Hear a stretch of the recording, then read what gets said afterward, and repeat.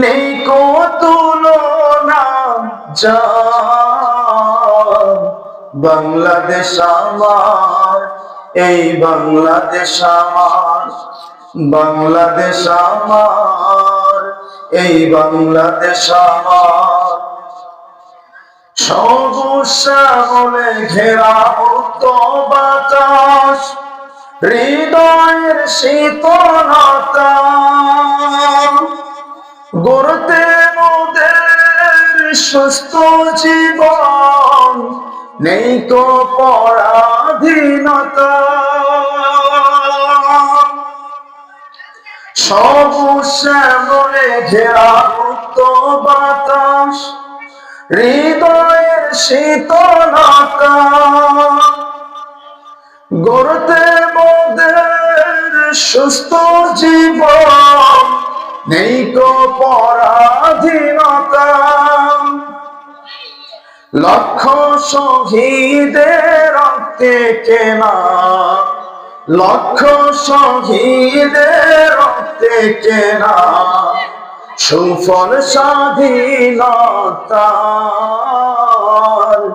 বাংলাদেশ আমার, এই বাংলাদেশ আমার, প্রিয় বাংলাদেশ আমার, প্রিয় বাংলাদেশ তোমার।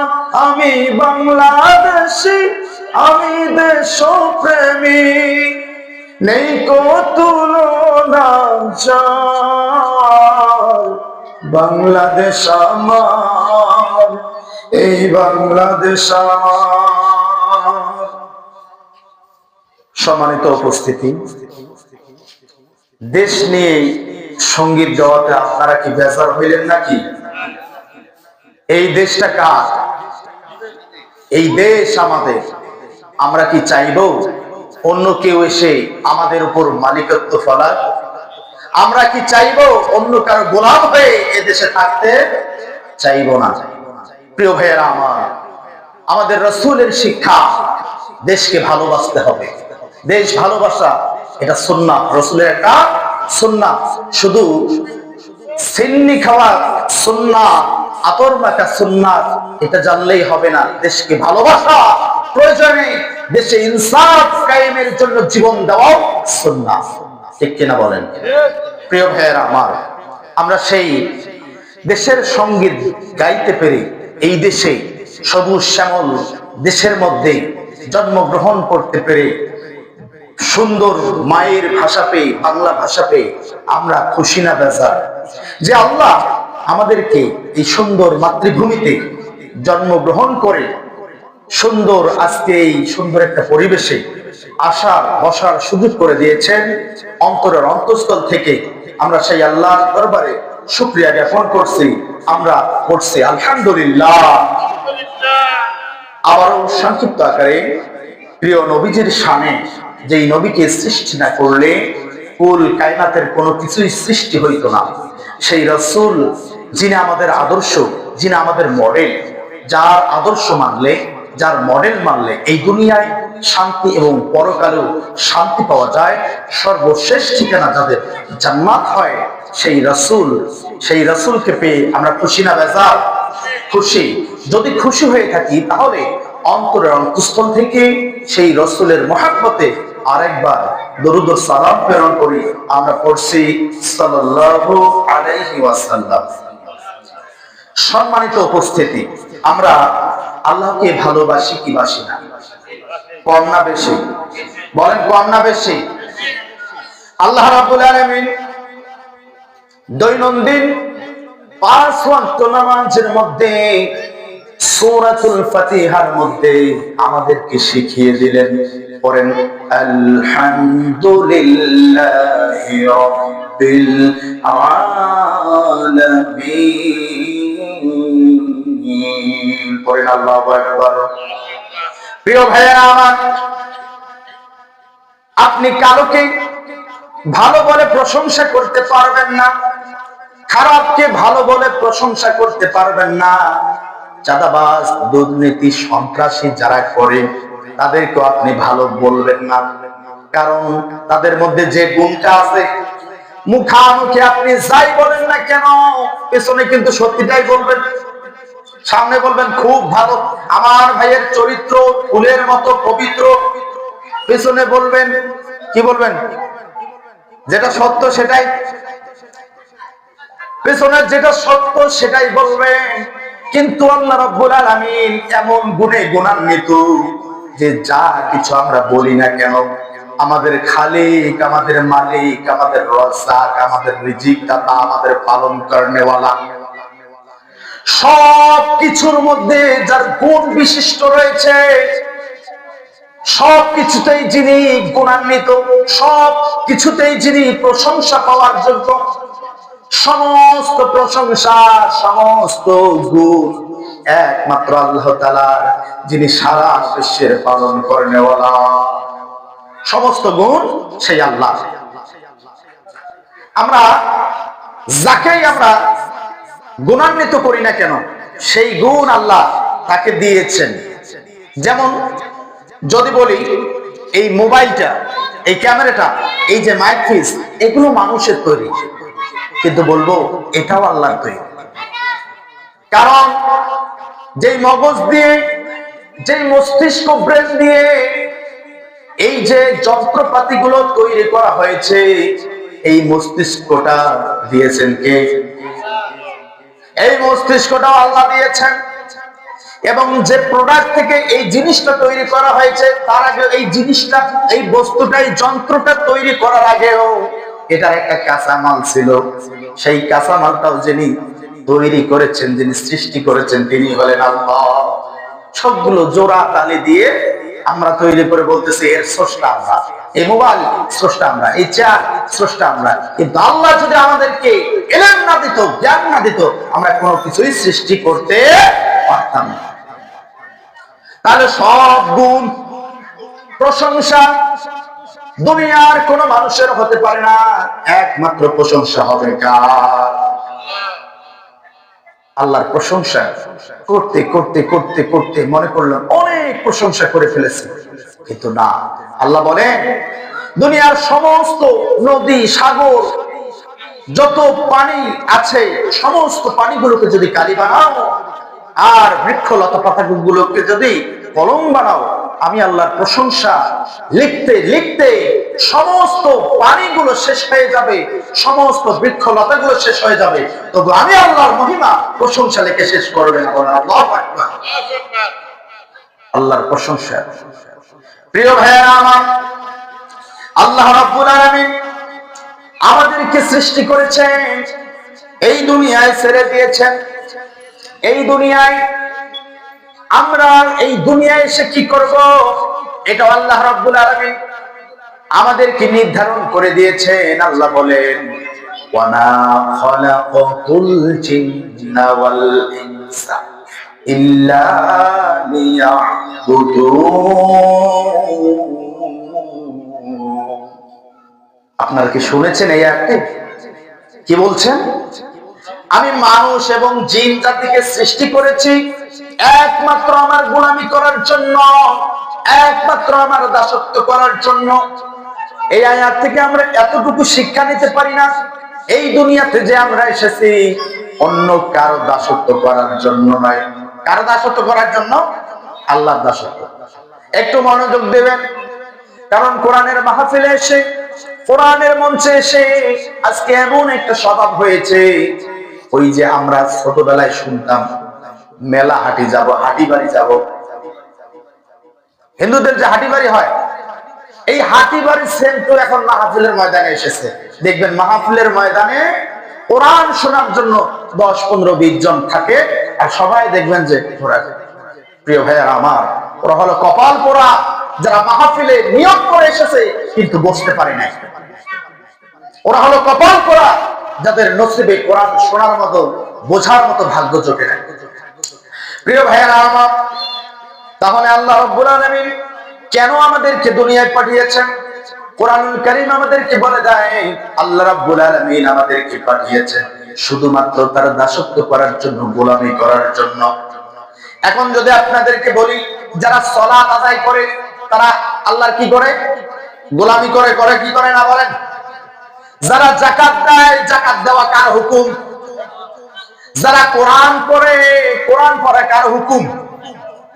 যারা রমজান মাসে রোজা করে, এই রোজা আল্লাহ রাব্বুল আলামিন ফরজ করে দিয়েছেন, এটা কার হুকুম?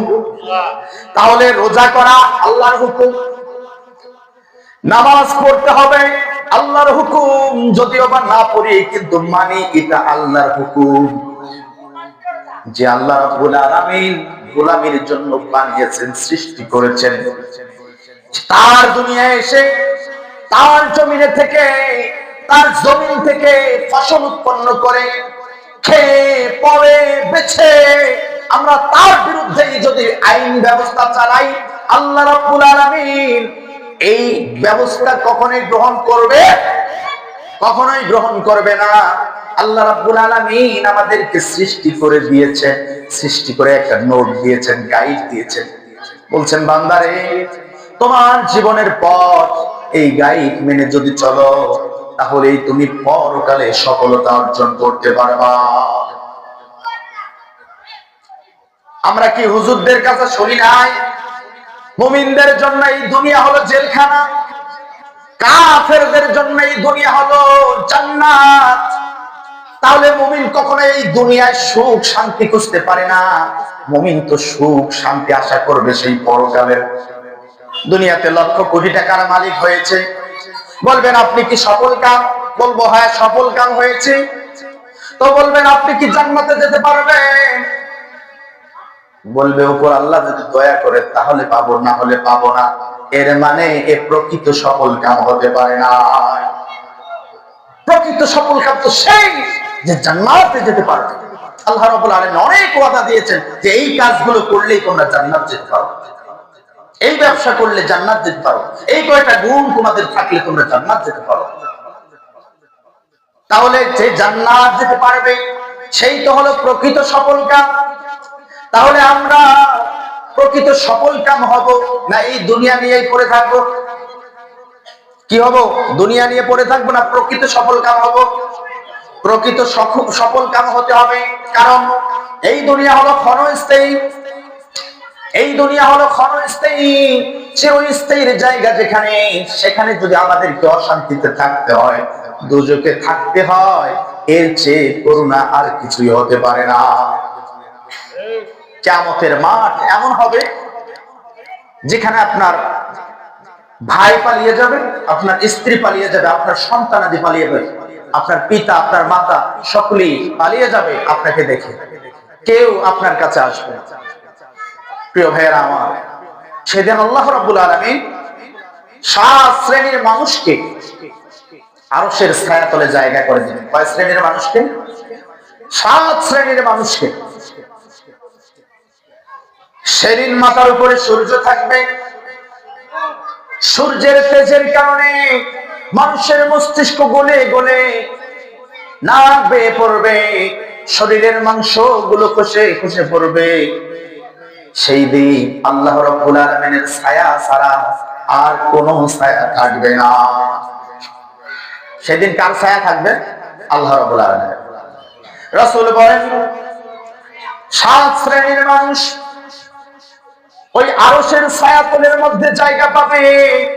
তার মধ্যে 1 নম্বর শ্রেণীর মানুষ হলো ইমামুন আদিলুন, ন্যায়পরায়ণ নেতা, ন্যায়পরায়ণ শাসক, ন্যায়পরায়ণ ইমাম। সেই পাবে ওই আরশের ছায়াতলে জায়গা। বলেন তো ন্যায়পরায়ণ কি? নেতা। ন্যায়পরায়ণ নেতা। প্রিয় ভাইরা আমার, আপনারা বলবেন হুজুর নেতার কথা বললেন কেন? নেতা তো রাজনীতি চলে গেল না? নেতা শব্দটা রাজনীতি যায় না? তাবারাকাল্লাযী বিয়াদিহিল মুলক, সমস্ত রাজাদের রাজা, বাদশাদের বাদশা, তিনি কে? এখন রাজার রাজা যিনি, তার কিতাব থেকে কথা বললে সেটা রাজনীতি হবে না কি নীতি হবে? বলেন। এখন কথা হলো, এই রাজনীতি যদি আমার চিরস্থায়ী জান্নাত করে দেয়, তাহলে বলেন এই রাজনীতি করব না যে রাজনীতি আমার ইহকাল পরকাল সব ধ্বংস করে দেয় সেই রাজনীতি করব? কোরআনের রাজনীতি করতে হবে। প্রিয় ভাইরা আমার, আল্লাহ রাব্বুল আলামিন পবিত্র কুরআনুল কারীমের মধ্যে জানিয়ে দিলেন, মান ইয়াশফাউ শাফাআতান হাসানাতান ইয়াকুল লাহু নাসীবুম মিনহা ওয়া মান ইয়াশফাউ শাফাআতান সাইয়্যাতান ইয়াকুল লাহু কিফরুন মিনহা ওয়া কানা আল্লাহু আলা কুল্লি শাইইন মুকিতা। আল্লাহ রাব্বুল আলামিন বলেন, দুনিয়ার মানুষ শুনে নাও গভীর মনোযোগ দিয়ে। আল্লাহ রাব্বুল আলামিন জানিয়ে দিলেন, তোমরা যদি ভালো কাজের সুপারিশ করো, ভালো কাজকে সমর্থন করো, তাহলে তার একটা হিস্সা, তার একটা আমলনামা তোমাদের আমলনামায় যোগ করে দেওয়া হবে। বলেন সুবহানাল্লাহ। এখন এই কোরআনের আয়াত অনুযায়ী যদি চিন্তা করতে যান, একজন সুদখোরকে, একজন ঘুষখোরকে, একজন চাঁদাবাজকে, একজন টেন্ডারবাজকে, একজন দুর্নীতিবাজকে যখনই আপনি সমর্থন করবেন, ওই দুর্নীতিবাজ, চাঁদাবাজ, সন্ত্রাস যত আকাম কুকাম করবে, সবকিছু আকাম কুকামের একটা ভাগ আপনার আমলনামায় নিতে হবে।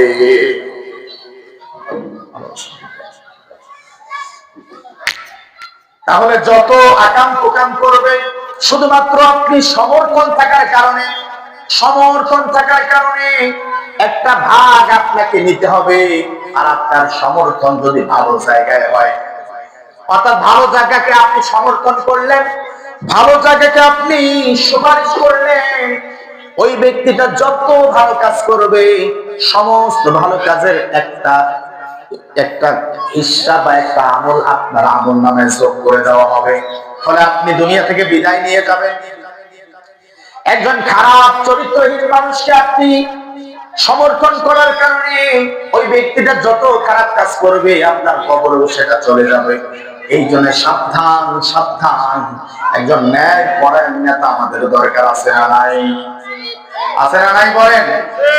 প্রিয় ভাইরা আমার, আমাদের কাজ হলো এই দুনিয়ায় যেন আল্লাহ রাব্বুল আলামিনের হুকুম চলে, যেভাবে আল্লাহর হুকুম এই দুনিয়ায় প্রতিষ্ঠিত করা যায়, সেইভাবে আমাদেরকে কাজ করার দরকার আছে না নাই? আছে না নাই বলেন? আল্লাহ রাব্বুল আলামিন বলেন, ইনিল হুকমু ইল্লা লিল্লাহ, হুকুম আইন প্রণয়ন একমাত্র আল্লাহর অধিকার। যেহেতু সৃষ্টিকর্তা আমাদের আল্লাহ, এই জমিনে আল্লাহ রাব্বুল আলামিন আমাদেরকে খাওয়ান পরান, তিনি আমাদের পালন কর্তা।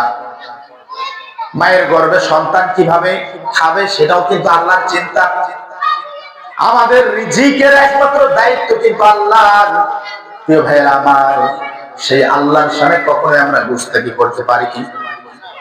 পারি? তাহলে আল্লাহর জমিনে আল্লাহর আইন প্রতিষ্ঠিত করবো তো ইনশাআল্লাহ। আল্লাহর জমিনে যারা কোরআন প্রতিষ্ঠিত করবে না, আল্লাহর হুকুম প্রতিষ্ঠিত করবে না, আল্লাহ রাব্বুল আলামিনের লানত তাদের উপর থাকবে। আর যারা দিন প্রতিষ্ঠিত করবে, এই করতে গিয়ে যদি জীবন চলে যায়, সে শহীদই মর্যাদা পাবে। আর আমার আল্লাহ বলে, শহীদদেরকে তোমরা মৃত করো না, কারণ আমি আল্লাহ তাদেরকে কবরে রিজিক দিয়ে থাকি। আল্লাহ রাব্বুল আলামিন দিন কায়েমে সকলকে অগ্রণী ভূমিকা থাকার তৌফিক দান করুক। আমরা করছি আমিন।